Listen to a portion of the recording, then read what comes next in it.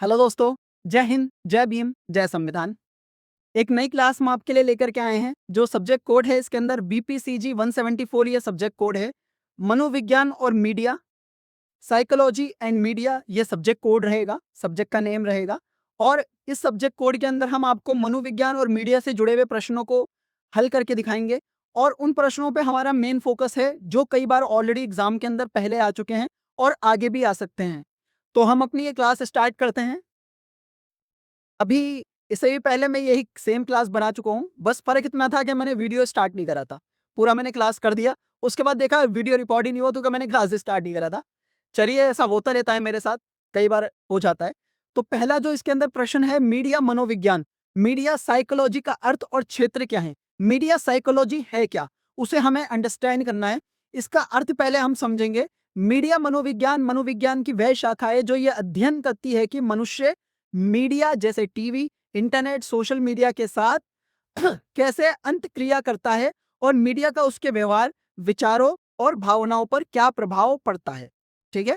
मतलब मीडिया मनोविज्ञान का है एक तरीके से ये अध्ययन करना कि मीडिया का क्या इंसान के ऊपर असर पड़ रहा है, उसके व्यवहार के ऊपर क्या असर पड़ रहा है, विचारों पर क्या असर पड़ रहा है और भावनाओं पर क्या प्रभाव पड़ता है। ठीक है? ये सारी चीजों को चेक करना ही, ये सारी चीजों का अध्ययन करना ही क्या कहलाता है? मीडिया मनोविज्ञान कहलाता है। ठीक है? मुख्य क्षेत्र क्या है इसके? इसका क्षेत्र बहुत व्यापक है। इसमें विज्ञापन प्रभाव, वीडियो गेम का बच्चों पर असर, वर्चुअल रियलिटी, इंटरनेट की लत और समाचार माध्यमों का जनमानस पर मनोवैज्ञानिक प्रभाव शामिल है। यानी कि जनमानस पर जो समाचार हैं, जो लोगों पर समाचार है, उनका क्या प्रभाव पड़ रहा है मनोवैज्ञानिक तौर पर, इंटरनेट की लत किस तरीके से लोगों को लग रही है और बच्चों पर गेम का क्या फर्क पड़ रहा है, क्या असर पड़ रहा है वीडियो गेम्स का, ये सारी चीजें ही देखना इसका काम है। ये सारे इसके क्षेत्र हैं, मुख्य क्षेत्र मीडिया के। ठीक है? मीडिया मनोविज्ञान के अंदर ये सारे क्षेत्र रहते हैं जिसके ऊपर मीडिया मनोविज्ञान अध्ययन करता है। आगे पॉइंट देख लेते हैं हम। महत्व अब इसका क्या है? ये क्षेत्र ये समझने में मदद करता है कि डिजिटल दुनिया मानवीय मानसिक स्वास्थ्य को कैसे आकार देती है। मानवीय मानसिक स्वास्थ्य जो है हम लोगों का, उसको किस प्रकार आकार दे रही है ये डिजिटल दुनिया, ये सारा चेक किया जाता है किसके अंदर? अ, ये सारा हमारा चेक किया जा रहा है। एक तरीके से हम कह सकते हैं ये मीडिया मनोविज्ञान के अंदर सारा चेक किया जा रहा है, सारा अध्ययन किया जा रहा है। अब इसके बाद हम आते हैं पर सोशियोलॉजिकल संबंध पर। पैरासोशल रिलेशनशिप को हमें समझाना है। पैरासोशियोलॉजिकल संबंध क्या है उसको हमें अंडरस्टैंड करना है। एक प्रकार का एक तरफा मनोवैज्ञानिक लगाव है जिसमें मीडिया उपयोगकर्ता, दर्शकों या श्रोता किसी मीडिया हस्ती, टीवी कलाकार या सेलिब्रिटी को अपना करीबी दोस्त या मार्गदर्शक मानने लगते हैं। ठीक है? काफी लोग इन्फ्लुएंस हो जाते हैं बड़े बड़े स्टार से, जो मीडिया स्टार हैं। ठीक है? उनसे बहुत ज्यादा क्या हो जाता है? लगाव कर लेते हैं, अपना आइडियल मानने लगते थे, वो आइकन बन जाते हैं उनकी नजर में। ठीक है? तो उनको वो लोग फॉलो करने लगते हैं और उनके मार्गदर्शक, जो उनका मार्गदर्शन होता है उस पर चलने लगते हैं। अभी इसकी विशेषताएं क्या है? सेलिब्रिटी को व्यक्तिगत रूप से ना जानने के बावजूद दर्शक उनके सुबुत से खुद को जुड़ा हुआ महसूस करता है। कोई सेलिब्रिटी अच्छा सेलिब्रिटी था, बहुत ज्यादा लोग उसके फॉलोअर थे। ठीक है? अब उसकी डेथ हो गई या परिवार के अंदर कोई उसके बहुत बड़ी हानि हो गई, कोई बड़ा नुकसान हो गया उसका, तो उससे लोग वो अपने आप को जुड़ा हुआ महसूस करते हैं और सुख दुख, अगर वो सुखी है तो वो सुखी रहेंगे और वो दुखी है तो वो दुखी हो जाते हैं। प्रभाव क्या रहता है? या अकेलापन से जूझ रहे लोगों को मानसिक संबल देता है, लेकिन अत्यधिक लगाव से व्यक्ति की वास्तविक सामाजिक जिंदगी प्रभावित हो सकती है। देखो, पर्सनल लाइफ भी चीज होती है। हाँ, किसी भी चीज को इंपॉर्टेंस दो लाइफ के अंदर, वो प्रॉब्लम नहीं है, पर पर्सनल चीज, जो पर्सनल लाइफ है आपकी, वो किसी भी चीज से इफेक्ट ना हो, तब तक सारी चीजें अच्छी हैं।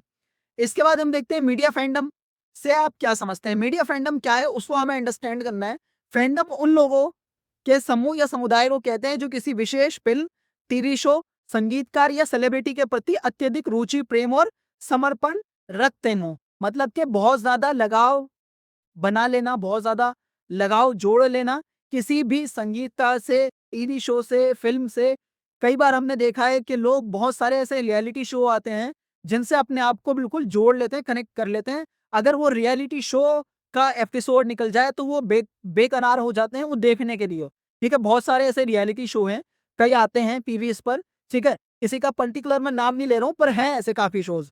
ठीक है, अब इसकी विशेषताएं क्या है? इसके सदस्य सोशल मीडिया या क्लबों के माध्यम से आपस में जुड़ते हैं, चर्चा करते हैं और अपनी एक अलग सांस्कृतिक पहचान बनाते हैं।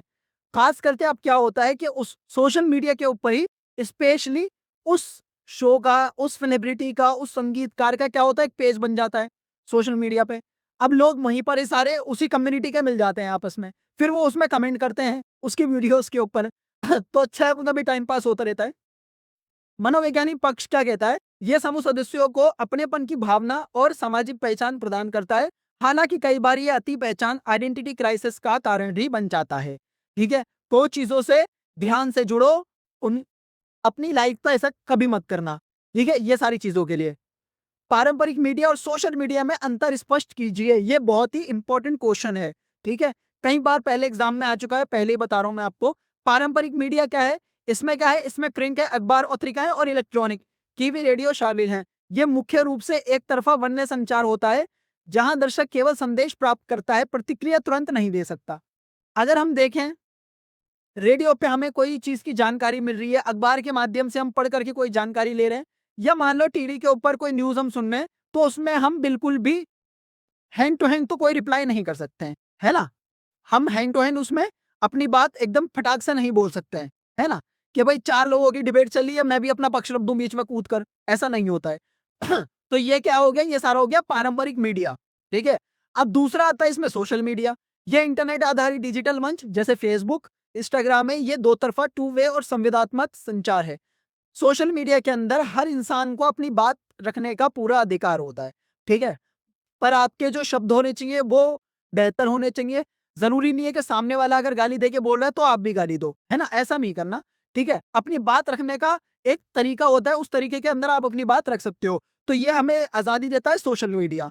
ठीक है, इसके जो मंच है, इसके जो प्लेटफॉर्म है, वहां पर हम बड़े से बड़े सेलिब्रिटी ने भी अगर कोई कमेंट करा है या कोई वीडियो डाला है या कोई पोस्ट डाला है, तो उस पर हम अपनी प्रतिक्रिया दे सकते हैं। अगला प्रश्न, अगला इसमें पॉइंट है मुख्य अंतर। सोशल मीडिया में गति, व्यापक पहुंच, व्यक्तिकरण, पर्सनलाइजेशन और त्वरित प्रतिक्रिया की खूबी होती है, जो पारंपरिक मीडिया में नहीं मिलती। बस यही फर्क है और कोई फर्क नहीं है, पर यह फर्क बहुत बड़ा है। ठीक है, तो आप अपनी बात भी रख सकते हो दुनिया के सामने। अगले प्रश्न पे आते हैं, मीडिया मनोविज्ञान में प्रयुक्त होने वाली प्रमुख शोध विधियां कौन सी हैं? कौन सी ऐसी प्रमुख शोध विधियां हैं जो कहां पर यूज होती हैं? मीडिया मनोविज्ञान में। प्रमुख विधियां क्या हैं? इसमें प्रयोगात्मक विधि, एक्सपेरिमेंटल मेथड, सर्वेक्षण और साक्षात्कार, सर्वे एंड इंटरव्यू, अवलोकन, ऑब्जर्वेशन और सहसंबंधात्मक अनुसंधान शामिल हैं। ये सारे फीचर हैं इसके अंदर मीडिया मनोविज्ञान में, जो कि शोध विधियों में काम आते हैं। ठीक है, सिंपल शॉर्ट। अगला पॉइंट हम देखें तो इसका प्रयोग क्या है? प्रयोगात्मक विधि यह देखने के लिए उपयोग की जाती है कि हिंसक वीडियो गेम खेलने से बच्चों में आक्रामकता बढ़ती है या नहीं। अगला पॉइंट आता है इसका महत्व का। सर्वेक्षण विधि के जरिए बड़े पैमाने पर लोगों की मीडिया आदतों और प्राथमिकताओं का मनोवैज्ञानिक डेटा इकट्ठा किया जाता है। ठीक है, तो ये इसके जो है 2 पॉइंट थे उस क्वेश्चन के। अगले प्रश्न पे अब हम आते हैं, विज्ञापन और उपभोक्ता व्यवहार, कंज्यूमर बिहेवियर पर मीडिया का प्रभाव समझाइए। कंज्यूमर बिहेवियर पर मीडिया का क्या प्रभाव पड़ता है, यह हम देख लेते हैं क्वेश्चन। अच्छा प्रश्न है। प्रभाव का तरीका पहले हम देख लेते हैं। मीडिया और विज्ञापन मनोवैज्ञानिक तकनीकों जैसे रंग, संगीत, भावनाओं का दोहन का उपयोग करके उपभोक्ता की पसंद को बदलते हैं, है ना? अब क्या हो रहा है, विज्ञापनों के अंदर म्यूजिक भी होता है ना? रंग भी होते हैं, भावनाएं भी होती हैं, तो वो कहीं ना कहीं उपभोक्ता की पसंद को एक तरीके से मरोड़ा तोड़ा जाता है और कहीं ना कहीं उसको इन्फ्लुएंस किया जाता है कि आप ये चीज लीजिए, है ना? हम लोग, आप लोग उपभोक्ता हैं, हमारे सामने कोई विज्ञापन आएगा, हमारे माइंड के अंदर कोई ना कोई प्रतिक्रिया होगी वो विज्ञापन देखने के बाद में। ब्रांड निष्ठा क्या है? लगातार दिखने वाले विज्ञापन अवचेतन मन में उत्पाद की छवि बना देते हैं, जिससे लोग जरूरत ना होने पर भी उन चीजों को खरीदने के लिए प्रेरित होते हैं। ये तो है, कई बार ऐसा होता है, आपके साथ भी हुआ होगा कि हमें जिस चीज की जरूरत नहीं भी होती है, पर अगर वही चीज बार बार सामने आने लगे तो कहीं ना कहीं हमारा जो मन है वो भी ले उठा ले आता है। बाद में घर पे आकर के हम देखते हैं तो ये कहते हैं हमने ये क्या ले लिया, इसकी तो मुझे जरूरत ही नहीं थी। समझ गए? मनोविज्ञान क्या कहता है? ये मानवीय आवश्यकताओं, आकांक्षाओं और सामाजिक स्तर की चाहत का फायदा उठाकर खरीद फरोख्त के निर्णय को नियंत्रित करता है। ठीक है, तो ये हमने बहुत इंपॉर्टेंट क्वेश्चन करे हैं। उम्मीद करता हूँ ये सारे क्वेश्चन आप बहुत अच्छे से अंडरस्टैंड करना। वीडियो हमारी अच्छी लगी हो, वीडियो को लाइक करिए, पेज को सब्सक्राइब फॉलो करिए और कमेंट बॉक्स में कमेंट करके आपको जो टॉपिक, जो सब्जेक्ट, कोई सी भी क्लास अगर चाहिए उसके लिए कमेंट बॉक्स में कमेंट करिए, हम आपके लिए क्लास रेडी करेंगे। पीडीएफ भी आपको रेडी करके दे दूंगा और प्लस उसके जो जो उसके मोस्ट इंपोर्टेंट और क्वेश्चंस होने वाले हैं, ठीक है, एक आपको वो भी सैंपल पेपर भी दे दूंगा, ठीक है, गेस्ट पेपर भी दे दूंगा, सब कुछ दे दूंगा। पास कराने की जिम्मेदारी मेरी, बस वीडियो को लाइक करके। Thank you so much.